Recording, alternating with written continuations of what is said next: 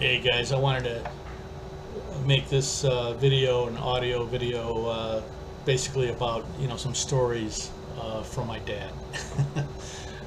Stuff my dad told me. Obviously there's probably a lot of other stuff that happened, in his life that maybe he didn't tell me. But these are things that he told me about, and most of these items are from the war. From when he was in the Philippines in the Army in World War II. From late 44 to sort of mid 46.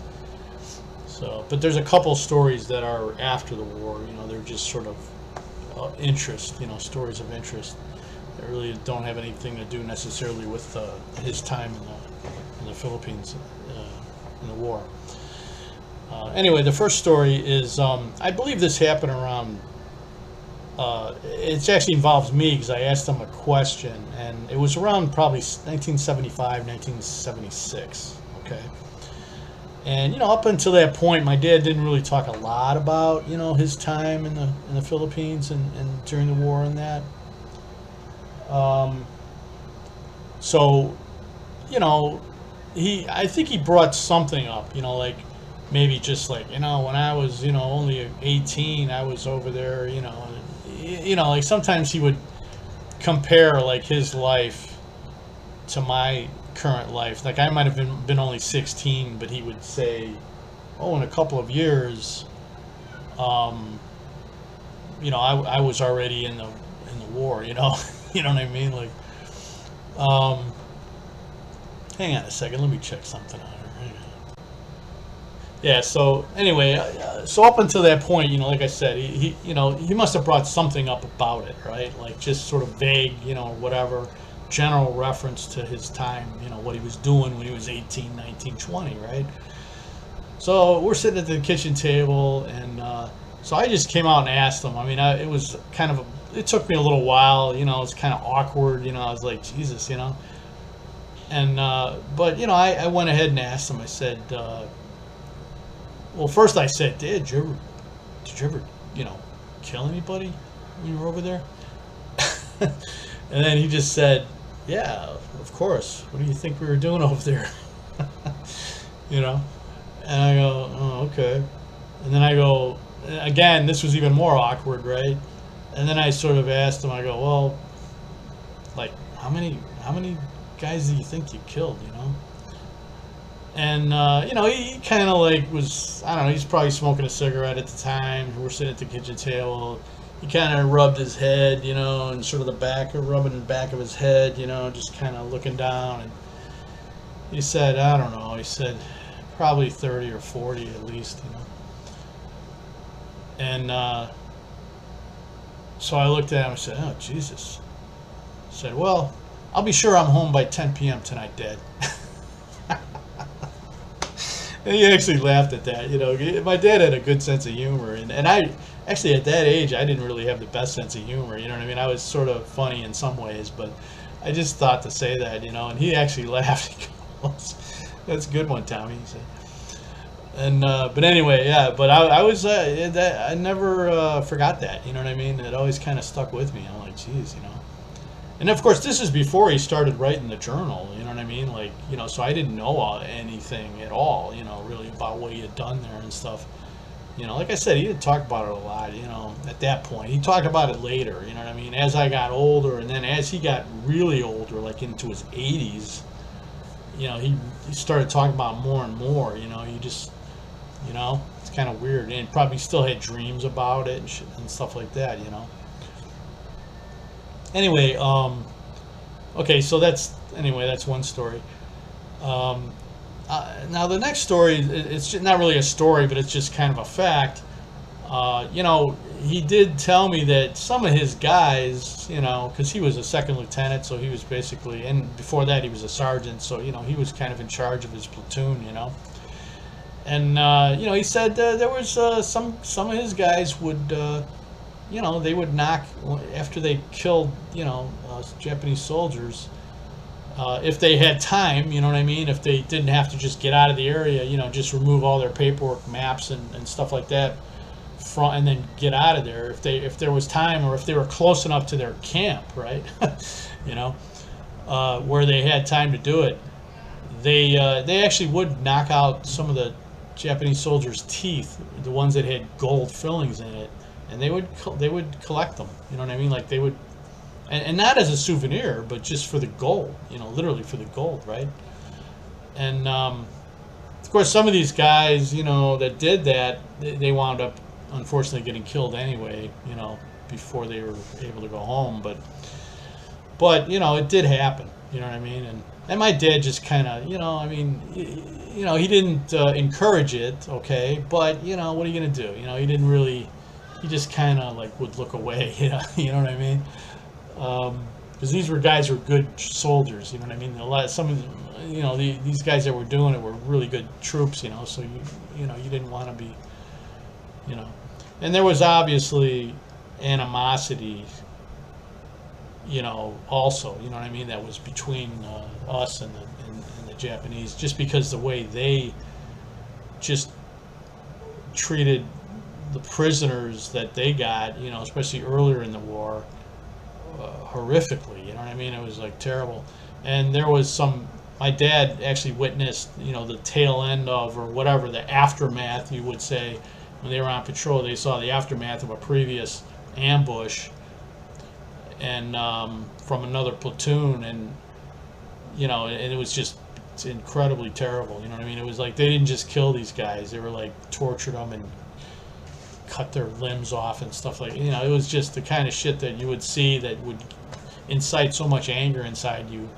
You know, that kind of overcame the fear that was already in you. You know what I mean? Like one of the only emotions I think that can overcome fear is anger. You know, and so that, you know, anyway, so that's just that little tidbit there, if anybody was wondering about that. The other thing is, you know, my dad did meet General MacArthur once, I think probably in the Leyte area, because my dad was in the Leyte area mostly, you know, for most of the time that he was there, until the end, probably the last 3 months or so. That's when they were just finally getting their way up to, like, through Mindoro and up to Luzon and Manila, you know, and stuff like that at the very end, or, you know, before he came home. But yeah, he met him. I'll just say this, you know, my dad didn't really like him very much from his interaction that they had, you know, just because, you know, my dad and his guys were kind of dressed for patrol, you know, so they looked kind of rough, you know what I mean, and they had like the cloth boots on that they wore on patrols, you know, which were boots that they basically took off of the dead Japanese soldiers that they killed, because the cloth boots were actually well suited for jungle patrols. I mean, they were much better than combat boots that the U.S. Army had, you know. They were lighter weight, they were quieter as you were going through the jungle and stuff. They, you know, they didn't make as much noise. They were cooler because it was very hot temperatures, you know, and stuff. So they were just all around better, you know, for jungle patrols and stuff. So they were wearing that, and I guess MacArthur was like, "Ah, what army are you with, soldier?" You know, or something like that. It was like some smart-ass comment, you know.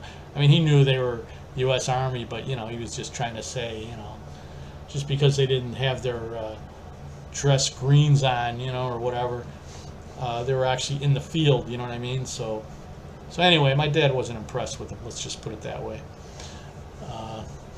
And then the other story was one time during kind of a movie night, and this was probably into 46, I'm guessing. This might have been into mid-46 when it was really winding down, and they were like, you know, maybe a couple months before he finally got it to go home, you know.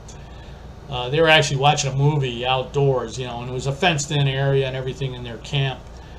And while they were watching a movie, and you know, he used to tell stories. Guys would say stuff like crude things, like they'd watch you know, like it was some movie from the 40s or 30s or whatever, and maybe it was some romance involved, and one of the actors was kissing the actress or something, and the guys, you know, these other Army guys that are watching it, they would just say things like, you know, "Hey, slip of the old rod, Jack," you know, and stuff like that, just kind of crude things, you know, that guys do, you know, when they're especially young guys and can find, you know, in situations when they're in the Army, you know, there's not a lot of women around and stuff like that. But anyway, so they were watching, and he was sitting there, and he was still, you know, he was a second lieutenant at the time, you know. This was later, he was you know, well after his commission and everything, so he was still second lieutenant, and he was sitting there with the other officers, and they're watching a movie, and all of a sudden he hears at the other side of the fence there's a young lady, and she's calling my dad's name, you know, his first name, you know. She's like, Nick, you know, and my dad hears it, and he's like, oh shit. And he doesn't know what to do, you know, and then the captain next to him, who was, I think, a friendly, you know, he kind of liked him, you know what I mean? Like, my dad, there's a few officers that he wasn't crazy about, but there was also a few that he liked, you know. So other lieutenants that, you know, he kind of was with, you know, in his platoon and stuff, and, you know, kind of, you know, worked with and stuff, and even some other captains, you know. And this guy was pretty friendly, and and he looked at my dad and he goes, is that for you? You know, is that for you there, Nick? And kind of razzed him a little bit. You know, my dad was embarrassed, you know, and didn't really know what to say. He was like, I don't know. You know, I just thought that was funny, you know what I mean? Like, obviously it was a young lady that he knew, you know. I'm guessing intimately. But anyway, so that was kind of funny. There's another story. My dad, you know, he was just, you know, taking a break, right? It was hot. I'm sure it was probably during the day, and you know, he was taking a swim, you know, like, and it was either a stream or a river or something like that. But I don't think it was the ocean, but I'm not positive. You know, it could have been the ocean, but it could have also been just fresh water, you know. But you know, it's hot out, and he was taking a dip, right? You know, he's like, hey man, you know, trying to cool off. And you know, he's swimming around, and all of a sudden he's swimming, you know, and then he bumps into this guy, and they look at each other, and it's a guy that he knew in Chicago in high school, right? And it's like one of those deals where, you know, they're both swimming there, you know, so they don't have their uniforms on. They bump into each other, and the first thing they say is like to each other is like, what the hell are you doing here? You know, it's kind of. And I know the feeling, because I had a similar experience when I was in the Air Force, when I was all the way in England, and I ran into a guy who was based there, you know, permanently, or, you know, for 2 years, and this guy was TDY there, so just for like 30 days. But I knew him from high school, but he wasn't, like, we didn't really know each other, but we were like, I knew of him, and we had seen each other, you know, we knew who we were, you know what I mean, but we weren't personally, like, friends yet or anything. He was like a friend of a friend situation. And we looked at each other, and you know, you're kind of looking at each other, and it almost looks like you're giving, you know, your dirty look at each other, but we're not. You're like thinking, oh, that's the guy from high school. I know him. That's and I'm looking at him. I go, John, you know, like I just said his first name. He goes, yeah. I go, yeah, you're from, you know, and then we just talked for a while, you know what I mean? And hey, you knew these guys, right? And he goes, yeah. And I go, yeah, me too. You know, I was friends with them since I was a kid, you know. So we were talking for a while, but it was kind of funny, you know, because here it is, like thousands of miles from Chicago, you know what I mean? And then, you know, you run into somebody like that. So I know how that is, you know. So anyway, but the end of the story is, you know, they go back, they go to shore, and then they're putting on their uniforms, right? And then the other guy sees that my dad's, you know, second lieutenant, and he's like, son of a bitch, you didn't tell me you were an officer, you know. And my dad, you know, because what happened was this guy was, well, let's just say he was separated from his unit, you know, and, you know, I don't know for sure what happened, you know what I mean? Like maybe he was, because he was not in my dad's platoon, obviously, you know, like he was just got separated from his platoon, and my dad said, don't worry about it, you know, because he knew the guy was probably, you know, worried, you know what I mean, that maybe my dad was gonna, you know, get him in trouble or something, or, you know, like AWOL or whatever. And my dad said, don't worry about it, you know, we'll just come with me, you know, and stick with me and don't say anything. And so he just reported that, hey, this guy was separated from his platoon, and you know what I mean, and they got him back with his platoon and stuff, you know, without any issues, you know.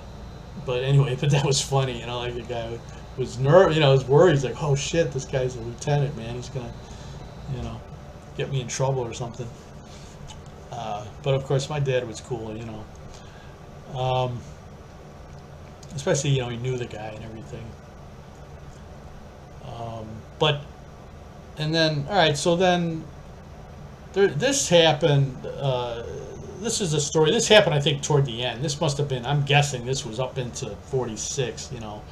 And this guy was one of his guys in his platoon, you know, like, and he wasn't a bad guy, and he'd been around for a while, you know what I mean, like, and he was a good troop and everything, you know, and I think he just sort of burnt out, you know, he just got totally burnt out with the stress and everything. And one day, the guy showed up at the mess tent with like a fedora, you know, like a regular civilian cap, you know, and a briefcase, as if he had some kind of, you know, like he was going to an office job or something, you know. And I'm sure, of course, there's some murmuring and all that when everybody sees him, and my dad's like, oh shit. But he figured out, he goes, yeah, this guy's starting to lose it, you know. And so he just said, hey, you know, he said his name. I don't want to say his name, but, you know, he said his name. He said, hey, what are you doing, you know? And he goes, I'm going to work, you know, like that, you know, like as if it was just, you know, I'm going to work, you know, like back in like his civilian job, you know, whatever it was. So basically, I think what happened was my dad just, you know, the guy had enough, you know what I mean, and he just wound up sending him home, you know, like I don't think there was any issues or any dishonorable issues or anything like that, you know. He just was like, because I think it was already winding down anyway. I mean, it was into 46, I think, at this point, you know, probably spring or, you know, late spring. And he just said, yeah, just send the guy, let him go home, you know. He's had enough, you know, he's losing it. I can't have a guy that's losing it, you know, in the platoon, you know what I mean? You can't take chances with guys, you know, when you're going on a patrol and stuff. So, which reminds me, there was another guy that, from the South, I guess, and you know, he did literally a little bit older too, right? He was probably like 30 or something, and he didn't have any. He had only half of his teeth, so he had a plate, one of those like fake teeth, right? Like half his mouth was, you know, a whole plate of fake teeth. And the guy, every time when they were on patrol, man, every time they had to hit the deck, you know, his teeth would come out, you know, and it would sort of make some noise, you know, because maybe they'd hit against his rifle or whatever, and it would make noise, and you don't want to make any noise when you're on patrol, you know.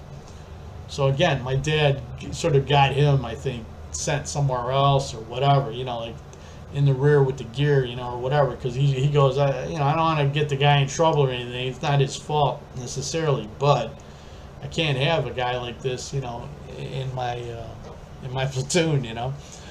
So, but that was kind of a funny thing, you know. He said a lot of guys, he was probably one of the few guys, you know, not the only, but one of the few guys that had a high school diploma, my dad, you know, in his whole platoon.